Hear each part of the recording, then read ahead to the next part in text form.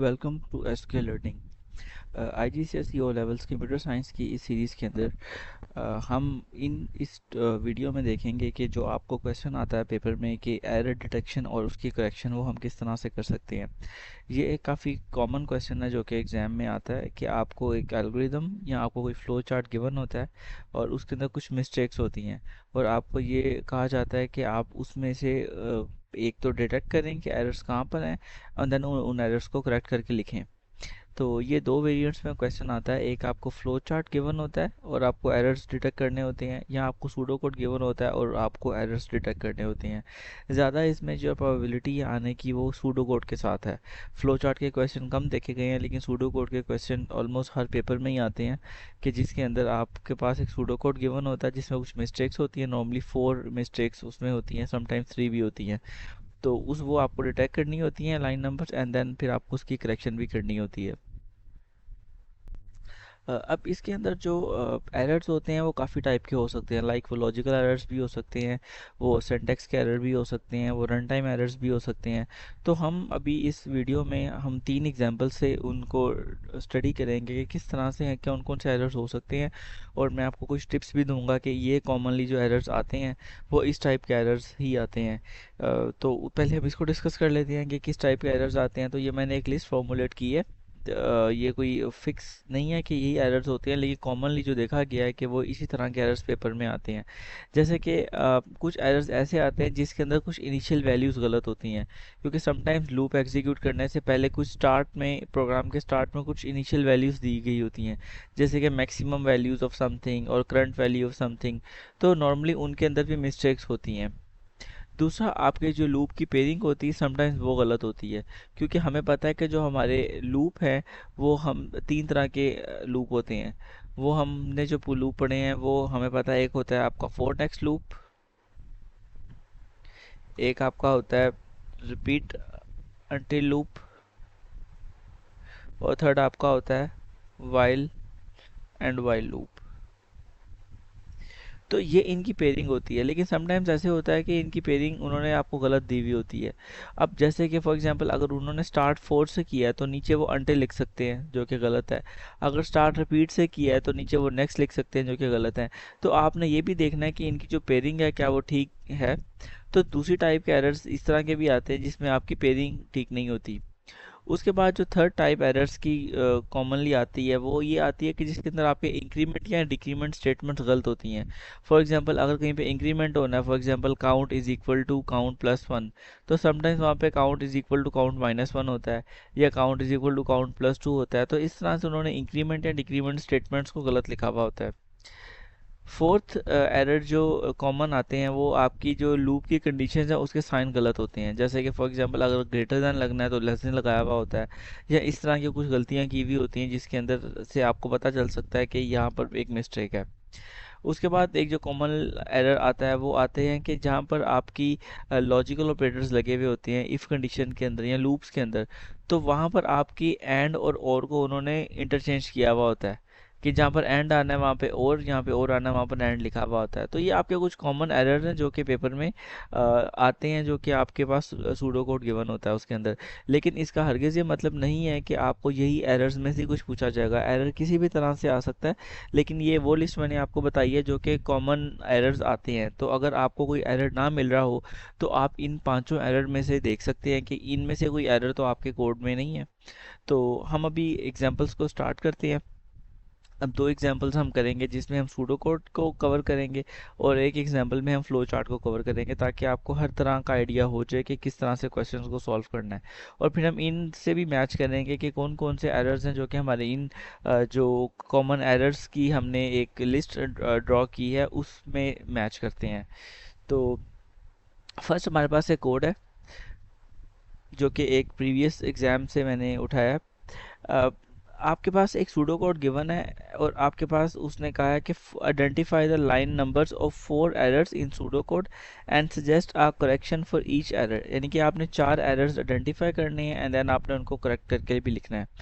तो इसके अंदर आप सूडो कोड से पहले आप एक बहुत इंपॉर्टेंट काम करेंगे, वो ये करेंगे कि आप किसी डिस्क्रिप्शन पढ़ेंगे। मोस्टली स्टूडेंट्स ये करते हैं क्योंकि एग्ज़ाम में आपके पास टाइम कंस्ट्रेंट्स भी होती हैं, तो वो डायरेक्ट सूडो कोड से देख के अपना एरर्स आइडेंटिफाई करना स्टार्ट कर देते हैं, जिससे उनको मुश्किल होती है। तो आपने उसका जो एक डिस्क्रिप्शन गिवन है वो आपने पहले लाजमी पढ़नी है।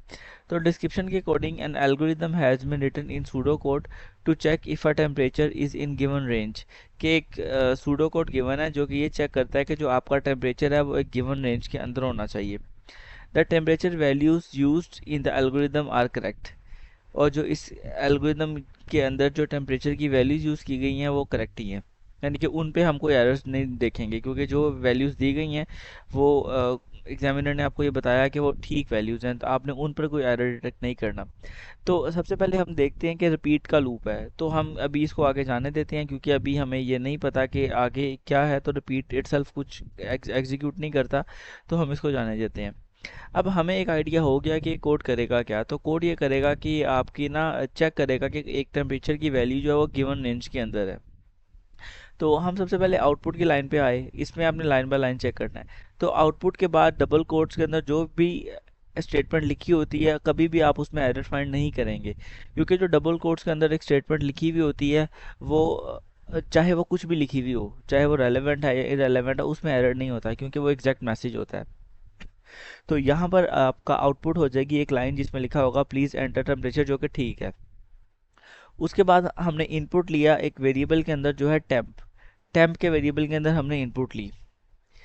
तो टेम्प के वेरिएबल के अंदर हमारे पास टेम्परेचर की वैल्यू इनपुट आ गई। लेकिन अब आप यहाँ पर जब आप आगे चलेंगे और एक एरर आपको इस थर्ड लाइन में मिलेगा जो अभी हमने इनपुट वाली देखी है, लेकिन क्योंकि अभी स्टार्ट में आपको एग्जाम में पता नहीं चलेगा, आपको कब पता चलेगा वो देखें। जब आप आगे जाएंगे और आप देखेंगे कि उसने जो वेरिएबल यूज़ किया वो यूज़ किया टेम्परेचर, और आप हर जगह पे देखेंगे तो ये वैल्यू जो जो वेरिएबल यूज़ हुआ है वो हुआ है टेम्परेचर का। लेकिन हमारे पास जो ऊपर इनपुट आई थी वो आई थी टेम्प के वेरिएबल के अंदर, जो कि आगे कहीं भी यूज़ नहीं हो रहा। इसका मतलब है कि this should be temperature not temp. तो ये आपको डायरेक्टली जब लाइन थर्ड पे आप आएंगे तो आपको ये पता नहीं चलेगा, क्योंकि अभी आपको आगे का कोड नहीं पता क्या लिखा हुआ है। लेकिन जब आप इसको पास करके आगे जाएंगे तो आप देखेंगे कि हर जगह टेम्परेचर टेम्परेचर लिखा हुआ है, तो वहाँ से फिर आपको एक क्लू मिल जाएगा कि यहाँ पर कोई वेरिएबल का नाम गलत लिखा हुआ है। तो इस वेरिएबल का नाम टेम्प नहीं, यहाँ पर टेम्परेचर होना चाहिए था। तो इसका मतलब है कि हमें हमारा जो पहला एरर मिला है वो लाइन नंबर 3 पे मिला है। तो हम यहाँ पर इसको लिख देंगे कि एरर लाइन नंबर हमें 3 पे मिला है, और उसको करेक्ट हम कैसे करेंगे, हम लिखेंगे इनपुट टेम्प की जगह लिख देंगे टेम्परेचर। तो ये हमने एक एरर आइडेंटिफाई कर लिया, और एक एरर कम्प्लीटली आइडेंटिफाई और करेक्ट करने का आपको 1 मार्क मिलेगा, क्योंकि 4 मार्क का क्वेश्चन है। हाफ मार्क आपकी लाइन आइडेंटिफिकेशन की होती है और हाफ मार्क उसकी करेक्शन की होती है। अच्छा, आगे चलते हैं। अब लेट सपोज ये टेम्परेचर ही है, ये वैल्यू एक्चुअली टेम्परेचर है। तो इफ़ टेम्परेचर की वैल्यू इज़ इक्वल टू 999, अगर टेम्परेचर की वैल्यू 999 हो तब हम इस कोड को एग्जीक्यूट करेंगे। अब दूसरा एरर जो आपको मिलेगा वो इस लाइन पे मिलेगा। अब आपको ये कैसे पता चलेगा या आपको कैसे ये रियलाइज़ होगा कि यहाँ पर एरर है। तो देखें, अब इस कंडीशन पे ज़रा गौर करें, ये थोड़ा सा एक लॉजिकल काइंड ऑफ एरर है कि इस लाइन पर वो आपको ये कह रहे हैं कि जो टेम्परेचर है वो अगर 999 होगा तब हम आगे इसको कंटिन्यू करेंगे, जो कि एक इलॉजिकल सी चीज़ है, क्योंकि टेम्परेचर की वैल्यू जो है वो एक गिवन रेंज के अंदर होनी चाहिए। Then why we are applying a constant of 999। ये कॉन्स्टेंट हो सकती है उस केस में जब आप ये कहें कि अगर आपका टेम्परेचर 999 नहीं है तब आप आगे चलेंगे। और दूसरी चीज़ आप ये देखेंगे, रिपीट के साथ जो इसका पेयर में लूप लगा हुआ है अनटिल ये कंडीशन, अब यहाँ पर भी एक एरर मिलेगा जिसको हम बाद में देखेंगे। तो यहाँ पर भी आप देख सकते हैं कि कुछ 999 की बात हो रही है, तो इसका मतलब है कि ये लूप उस वक्त तक एग्जीक्यूट होगा जब तक आपकी वैल्यू 999 तक नहीं हो जाती। तो यहाँ से हमें क्लियरली इंडिकेट हो जाएगा कि आपका ये वाली कंडीशन है वो गलत है। यहाँ पर होना चाहिए नॉट इक्वल, कि जब तक अगर आपका जो भी टेम्परेचर यूज़र ने एंटर किया अगर वो नॉट इक्वल है, क्योंकि 999 पर हमारा कोड स्टॉप हो जाएगा। तो कोड उस वक्त तक एग्जीक्यूट होगा जब आपकी टेम्परेचर की वैल्यू 999 नहीं होगी। तो नेक्स्ट एरर जो हमें आइडेंटिफाई होगा वो लाइन नंबर 4 पे होगा।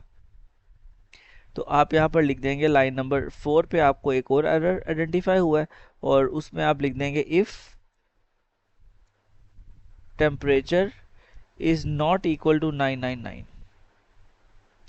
उसके बाद हम क्योंकि कोड को जब एग्जीक्यूट कर रहे थे तो हमने एक चीज़ पहले ही आइडेंटिफाई कर ली थी कि रिपीट के साथ जो यहाँ पर वाइल लिखा हुआ है जो कि गलत है, क्योंकि रिपीट की जो पेयरिंग होती है वो होती है अनटिल के साथ। तो ये वो चीज़ है जो कि हमने यहाँ पे डिस्कस की थी कि समटाइम जो लूप की पेयरिंग होती है वो गलत होती है। तो यहाँ पर आप देख सकते हैं कि जो लूप की पेयरिंग है वो गलत है, कि ऊपर रिपीट लूप है, नीचे वाइल लूप है, और यहाँ पर वाइल की जगह पर होना चाहिए अनटिल। तो थर्ड एरर आपको आइडेंटिफाई होगा लाइन नंबर 19 पे। तो यहाँ पर आपका होना चाहिए था अनटिल टेम्परेचर इक्वल टू 999। अब 3 एरर्स हमने आइडेंटिफाई कर ली हैं। अब फोर्थ एरर ऑफ कोर्स जो होगा वो इसी एरिया के अंदर होगा। तो अगर टेम्परेचर 999 नहीं है तो हम देखेंगे कि अगर टेम्परेचर की वैल्यू 38.0 से ग्रेटर है देन आप आउटपुट कर दोगे टेम्परेचर टू हाई, और साथ ही आप इफ़ को एंड कर दोगे। तो इसका मतलब है ये वाला जो आपका एरिया है लाइन नंबर 6 से लेकर 9 तक का, ये आपका बिल्कुल करेक्ट है। आगे चलते हैं। आगे हमारे पास एक कंडीशन और है जिसमें लिखा हुआ है कि if temperature is less than 35.0, कि अगर आपका टेम्परेचर 35.0 से कम है देन आप प्रिंट कर देंगे कि टेम्परेचर टू लो, और इफ़ के साथ एंड इफ़ भी कर देंगे। इसका मतलब है यहाँ पर ना तो कोई पेयरिंग का इशू है ना कोई कंडीशन का इशू है, क्योंकि अगर टेम्परेचर 35 से कम होगा तो आप इसको प्रिंट कर देंगे टू लो। इसका मतलब है कि जो हमारे पास रेंज है वो है 35 से लेकर 38 तक की। अगर 35 से कम होगा तो वो टू लो होगा, और अगर 35 से ज़्यादा होगा तो वो टू हाई होगा। इसका मतलब है लाइन नंबर 10 से लाइन नंबर 13 पे भी कोई एरर नहीं है। अच्छा, अब आप एक नेक्स्ट देखें। अब आपके पास सिर्फ ये सेक्शन बचता है, तो इसका मतलब है कि जो लास्ट एरर है वो इधर ही है कहीं पे। कंडीशन को स्टडी करते हैं कि if temperature is greater than equal to 35, यानी कि हमें ये पता चल गया कि जो हमारी रेंज है वो है 35 से 39 तक, 35 से सॉरी 38 तक, और दीज बोथ आर इंक्लूसिव। तो इसका मतलब है कि अगर हमारी वैल्यू इनके दरमियान में नहीं है तो कोई एरर है, और अगर इनके दरमियान में है तो टेम्परेचर नॉर्मल है। तो अब हम चेक करें कि अगर टेम्परेचर की वैल्यू 35.0 से ज़्यादा या बराबर है और टेम्परेचर की वैल्यू लेस देन और इक्वल टू 38.0 है, तो यहाँ पर हम क्योंकि एक रेंज को चेक कर रहे हैं, हम ये चेक कर रहे हैं कि जो टेम्परेचर की वैल्यू है that should be in between 38 and 35। तो जब हम किसी भी रेंज को चेक कर रहे होते हैं, या आपने याद रखना है हमेशा जब भी हम किसी रेंज को चेक कर रहे होते हैं तो वहाँ पर एंड यूज़ होता है। क्योंकि देखें इसकी लॉजिकल रीज़न ये है कि अगर टेम्परेचर की वैल्यू 35.0 से ज़्यादा है, फॉर एग्जांपल मैं कहता हूँ कि टेम्परेचर की वैल्यू है 40, तो 40 के केस में ये कंडीशन ट्रू हो जाएगी क्योंकि टेम्परेचर की वैल्यू 40 है जो कि 35 से ज़्यादा है। और के लिए एक का ट्रू होना भी ज़रूरी है, एक का ट्रू होना भी काफ़ी है। तो अगर एक भी ट्रू होगी तो अगली कंडीशन चेक ही नहीं होगी, यानी कि टेम्परेचर की 40 वैल्यू के लिए भी ये कंडीशन ट्रू हो जाएगी जो कि इस रेंज से बाहर चली जाएगी। इसलिए मुझे ये भी चेक करना है कि अगर कोई वैल्यू 35 से ज़्यादा तो है, 35 से ज़्यादा तो 35,000 भी हो सकती है, इसलिए हमने इसकी लोड लिमिट भी चेक करनी है एंड 38 से कम भी होनी चाहिए। और एंड एक ऐसा ऑपरेटर है जो कि दोनों कंडीशंस के ट्रू होने पे चलता है, तो अगर दोनों कंडीशंस ट्रू होंगी तब वो अब हमारा एग्जीक्यूट होगा। तो अगर टेम्परेचर की वैल्यू 35.0 से ज़्यादा है एंड टेम्परेचर की वैल्यू 38.0 से कम है, तो इसका मतलब है that is in between 35 and 38 and both are inclusive. तो इसका मतलब है कि जो हमारे पास एक और एरर हमें आइडेंटिफाई हुआ that is on line number 14। इसमें कोई आपका अरेंजमेंट का इशू नहीं होता कि अगर आप पहले लाइन नंबर 19 को आइडेंटिफाई करें दैन लाइन नंबर 14 को करें, इसका कोई इशू नहीं होता। आपकी 4 एरर्स सही आइडेंटिफाई होने चाहिए। अब यहाँ पर आप इसी लाइन को कॉपी करके और यहाँ पर और की जगह पर एंड लिख देंगे तो आपकी यहाँ पर करेक्शन भी हो जाएगी। तो ये हमारी फर्स्ट एग्जाम्पल थी जिसमें हमने सूडो कोड के अंदर से मिस्टेक्स निकाली। उसके बाद हम चलते हैं अपनी सेकंड एग्जाम्पल की तरफ। सेकंड एग्जाम्पल भी हम एक सूडो कोड की लेते हैं जिसके अंदर एक सूडो कोड गिवन है और आपको उसमें से एरर्स आइडेंटिफाई करने हैं। तो हमारे पास एक सूडो कोड गिवन है और उस सूडो कोड की पहले डिस्क्रिप्शन पढ़ेंगे और फिर उसमें से हम 3 एरर्स आइडेंटिफाई करेंगे। तो ये सूडो कोड कर ये रहा है कि an algorithm has been written in pseudo code to calculate the profit when an item is sold. कि आपके पास एक सूडो कोड गिवन है जो कि आपका प्रॉफिट कैलकुलेट करता है जब आपकी कोई आइटम सोल्ड होती है। Values for cost price and selling price are input. तो यहाँ सर आपको एक इन्फॉर्मेशन मिल गई कि कॉस्ट प्राइस और सेलिंग प्राइस जो है ये आपकी एज अ इनपुट होंगी। तो जो आपकी कॉस्ट प्राइस है या फिर आपकी सेलिंग प्राइस है ये आपकी दोनों इनपुट होंगी। द प्रॉफिट इज कैलकुलेटेड, जब आप इनपुट करेंगे कॉस्ट प्राइस को और सेलिंग प्राइस को तो फिर उसका प्रॉफिट कैलकुलेट होगा। और प्रॉफिट कैलकुलेशन का फॉर्मूला जो नॉर्मली होता है ये वहाँ पर भी वही है और यहाँ पर लिखा भी हुआ है कि selling price minus cost price, कि आपने कितने में सेल किया माइनस कितना आपके उसको कॉस्ट पड़ी थी, एंड आउटपुट, और आप उसकी आउटपुट करेंगे। The input of zero for either value stops the algorithm.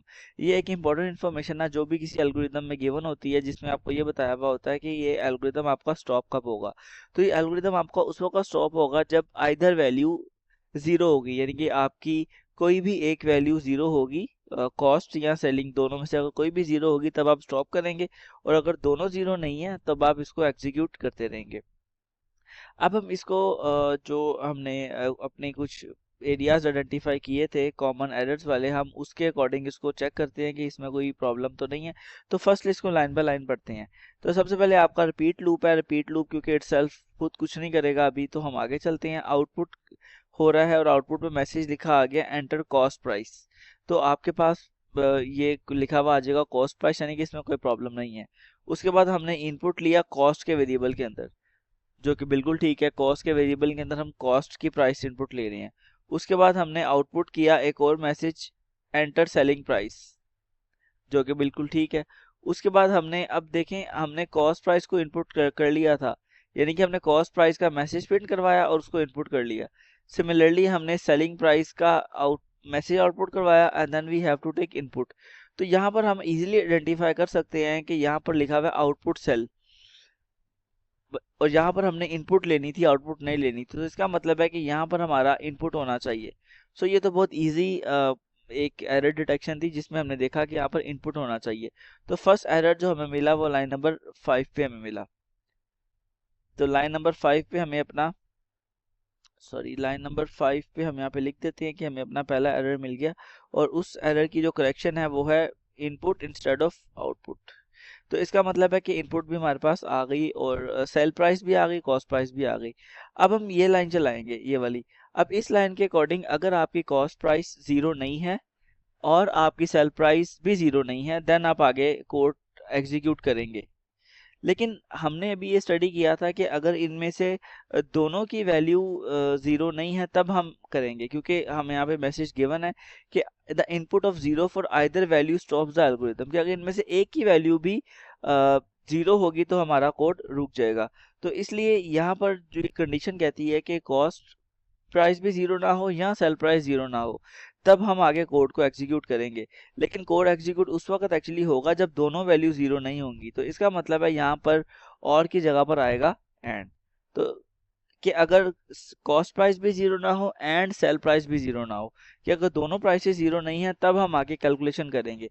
अगर एक भी इनमें से ट्रू होती है तो हम उसको प्रोग्राम को स्टॉप कर देंगे। तो यानी कि प्रोग्राम के आगे एग्जीक्यूट होने के लिए, इस इफ के चलने के लिए, इन दोनों को का जीरो नहीं होना ज़रूरी है। तो इसलिए दोनों कंडीशंस ट्रू हमें एट अ टाइम करवानी है, तो इसलिए हम इसको और की जगह पे कर देंगे एंड। तो यहाँ पर आपका लाइन नंबर 6 पे आपको सेकंड एरर आइडेंटिफाई हुआ, और यहाँ पर आप इसको करेक्ट कर देंगे। If cost is not equal to zero and sell is not equal to zero. Then last error हमने देखना है, एक एरर हमारा रह गया। अब हम इस कोड के अंदर आ गए और इसके अंदर आके हमने पहले प्रॉफिट कैलकुलेट किया। अब प्रॉफिट कैलकुलेट करते हैं, मे बी इसमें कोई इशू हो। प्रॉफिट कैलकुलेट होगा selling price minus cost price. तो यहाँ पर भी सेल माइनस कॉस्ट ही है, इसका मतलब है कि ये फॉर्मूला ठीक है। उसके बाद आपने आउटपुट कर दिया, जो भी प्रॉफिट की वैल्यू आएगी आपने एक मैसेज प्रिंट करवाया, और उसके साथ आपने प्रॉफिट की वैल्यू भी प्रिंट करवा दी। तो समटाइम इसमें टाइपो भी होता है कि प्रॉफिट की स्पेलिंग गलत लिखे होंगे, तो इसलिए आपने यहाँ प्रॉफिट्स लिखा हुआ होगा या कुछ पीएफटी या कुछ इस तरह का होगा। तो आपने ये देखना है कि ये भी मैच करते हैं। तो ये हमारा बिल्कुल ठीक है। तो उसके बाद हमारा आ रहा है नेक्स्ट। अब यहाँ पर आके हमें आइडेंटिफाई हो जाएगा कि हमारा एक और एरर आ गया है, यानी कि हमें ये पता चल जाएगा कि आपका जो इफ है, इफ के साथ नेक्स्ट का पेयर नहीं बनता। यहाँ पर भी पेयरिंग का इशू है। अगर हम इफ लगाएंगे तो इफ का जो पेयर एंड होता है वो होता है एंड इफ के साथ। तो इसका मतलब है कि जो लास्ट एरर आपको थर्ड एरर मिला वो लाइन नंबर 10 पे मिला। यहाँ पे एरर मैंने लिखा था वो क्योंकि मैंने इसको कंट्रोल से किया तो वो रिमूव हो गया। तो आपका नेक्स्ट आ रहा है 10 पे और नेक्स्ट की जगह पे आपका आना है एंड इफ। तो आपने लूप हो या चाहे आपकी इफ स्टेटमेंट्स हो, आपने पेयरिंग लाजमी चेक करनी है। तो यहाँ पर आपने एक सेकंड क्वेश्चन देखा कि जिसके अंदर हमारे पास पेयरिंग का इशू आया था और एंड और का भी इशू आया था। तो ये जो कुछ कॉमन एरर्स की आपको मैंने एक लिस्ट दी है, लाइकली होता है कि इसी में से ही आपको जो एरर होगा वो आइडेंटिफाई हो जाएगा। तो आई होप आपको इसकी भी समझ आई होगी। अब हम चलते हैं अपने उस कोड की तरफ जिसमें हमारे पास फ्लो चार्ट गिवन होगा और हम उस फ्लो चार्ट के से देख के एरर्स को आइडेंटिफाई करेंगे। सबसे पहले हम इस फ्लो चार्ट की डिस्क्रिप्शन को पढ़ लेते हैं कि इसके अंदर हो क्या रहा है, देन फिर हम एरर्स आइडेंटिफाई करने की कोशिश करते हैं। तो a flow chart checks that the value stored in the three variables are identical. यानी कि हमारी ये फ्लो चार्ट ये चेक कर रहा है कि आपके पास कोई तीन वेरिएबल्स हैं और उन तीनों वेरिएबल्स की वैल्यूज जो है वो आइडेंटिकल हैं, यानी कि सेम है। इसका मतलब है कि अगर उनकी वैल्यू सेम होंगी तो हमारा प्रोग्राम स्टॉप हो जाएगा, क्योंकि यही हमारा पर्पज़ है इसका।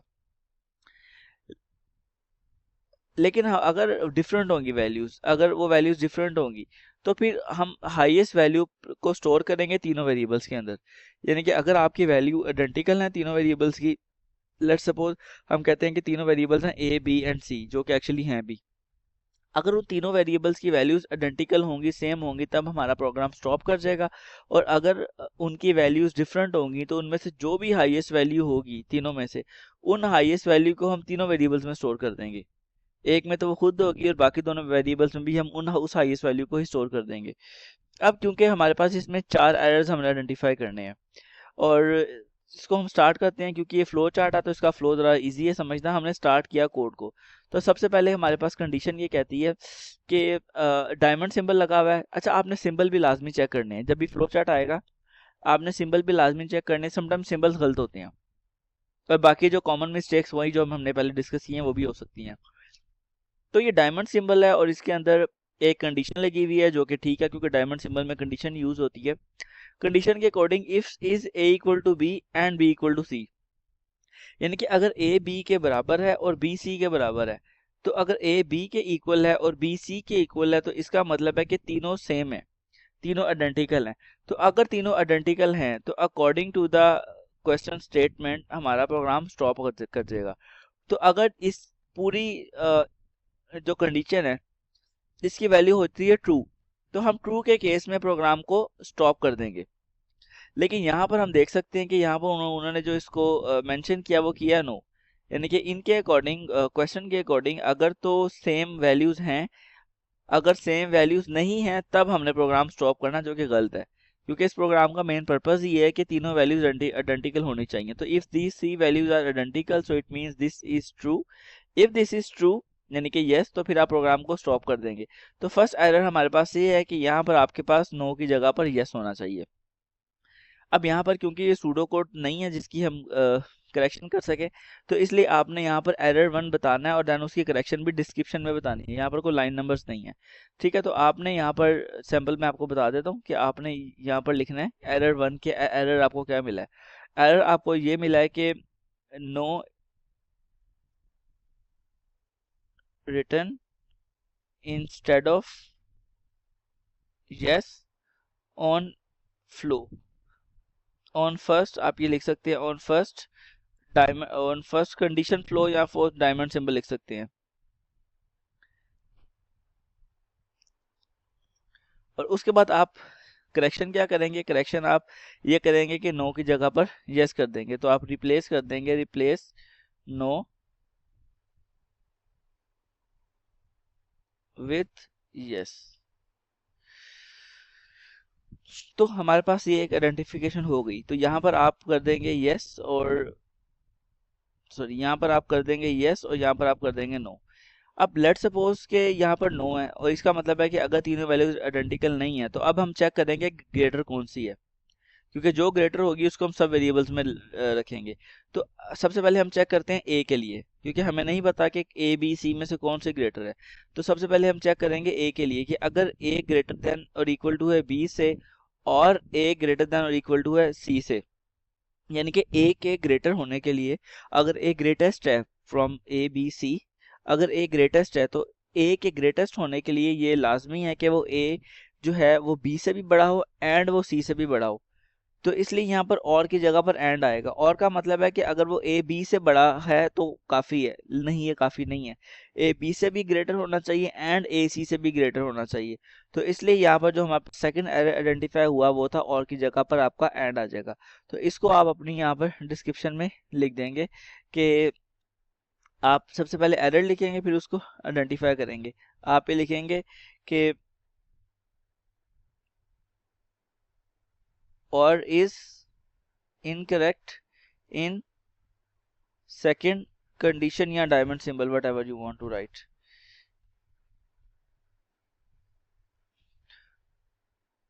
उसके बाद आपने इसकी करेक्शन लिखनी है तो आप लिख देंगे रिप्लेस एंड विद और।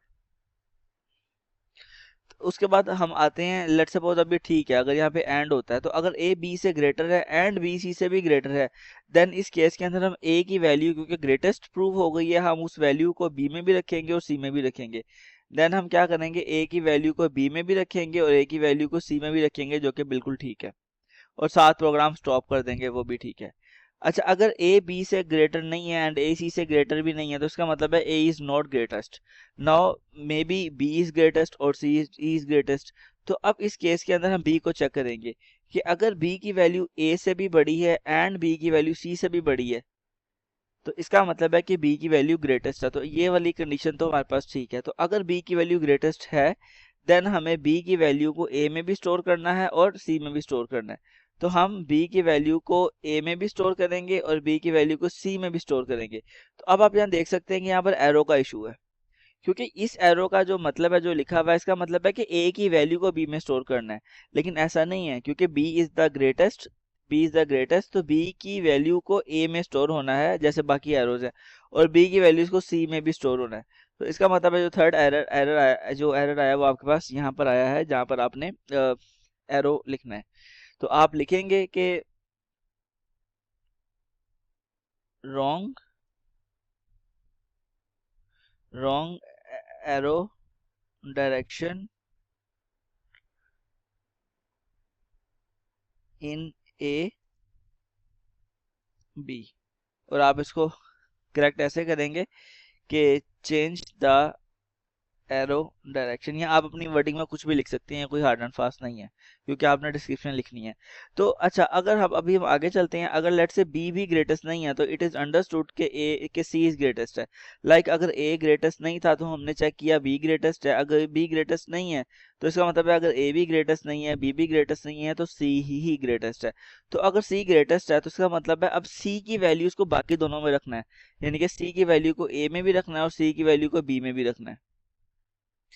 अब ये तो हमने ठीक किया लेकिन आप देखेंगे यहाँ पर जो सिंबल है वो गलत है, क्योंकि जो सिंबल है ये आपका इनपुट या आउटपुट का सिंबल है जो इस वक्त पैरेललोग्राम लगी हुई है। लेकिन हम जो असाइनमेंट करते हैं वैल्यूज की वो हम प्रोसेसिंग के सिंबल में करते हैं, जैसे कि हमने यहाँ पर की और यहाँ पर की। तो प्रोसेसिंग के सिंबल में इनकी हम असाइनमेंट करते हैं, लेकिन यहाँ पर पैरेललोग्राम लगी हुई है जो कि एक इनपुट आउटपुट का सिंबल है। तो इसलिए आप यहाँ पर एक हमारा फोर्थ आइडेंटिफाई हो गया। तो आप इसको लिखेंगे